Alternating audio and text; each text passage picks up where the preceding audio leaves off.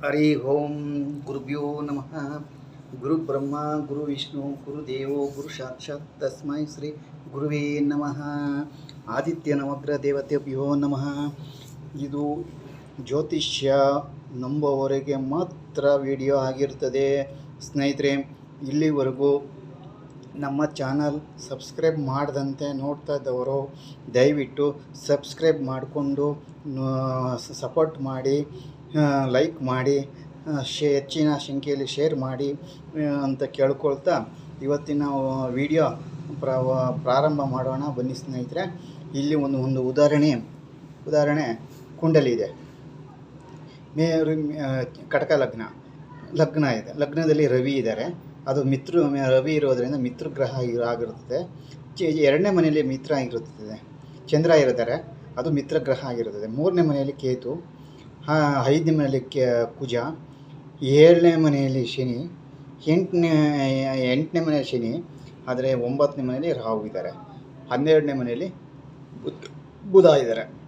ಈ ಥರ ಗ್ರಹಗಳು ಇದ್ದಾಗ ನೋಡಿ ಸ್ನೇಹಿತರೆ,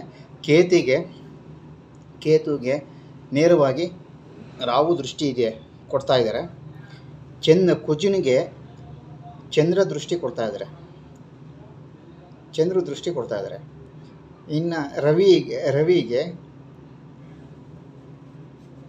ಚಂದ್ರನಿಗೆ ಕೇತು ದೃಷ್ಟಿ ಕೊಡ್ತಾ ಇದ್ದಾರೆ. ಚಂದ್ರನಿಗೆ ಶನಿ ದೃಷ್ಟಿ ಕೊಡ್ತಾ ಇದ್ದಾರೆ. ಈ ಥರ ಇದ್ದರೆ ಬಾಲ ಅನಿಷ್ಟ ದೋಷ ಅಂತ ನಮ್ಮ ಪರಸರ ಗ್ರಂಥದಲ್ಲಿ ಕೊಟ್ಟಿದ್ದಾರೆ.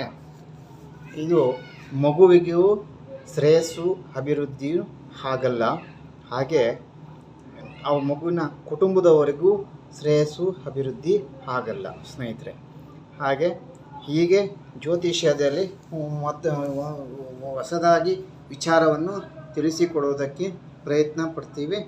ನಮ್ಮ ಚಾನಲ್ ಹೊಸದಾಗಿ ನೋಡ್ತಾ ಇದ್ದವರು ಚಾನಲನ್ನು ಸಬ್ಸ್ಕ್ರೈಬ್ ಮಾಡಿಕೊಂಡು ದಯವಿಟ್ಟು ಸಪೋರ್ಟ್ ಮಾಡಿ, ಲೈಕ್ ಮಾಡಿ, ಶೇರ್ ಮಾಡಿ ಅಂತ ಕೇಳಿಕೊಳ್ಳುತ್ತಾ ಈ ವಿಡಿಯೋ ಇಲ್ಲಿಗೆ ಮುಕ್ತಾಯ ಮಾಡ್ತಾ ಇದ್ದೀವಿ. ಮುಂದಿನ ವಿಡಿಯೋದಲ್ಲಿ ಮತ್ತೆ ಸಿಗೋಣ. ಅಲ್ಲಿವರೆಗೂ ಸರ್ವಜನೋ ಸುಖಿನೋ ಭವಂತು.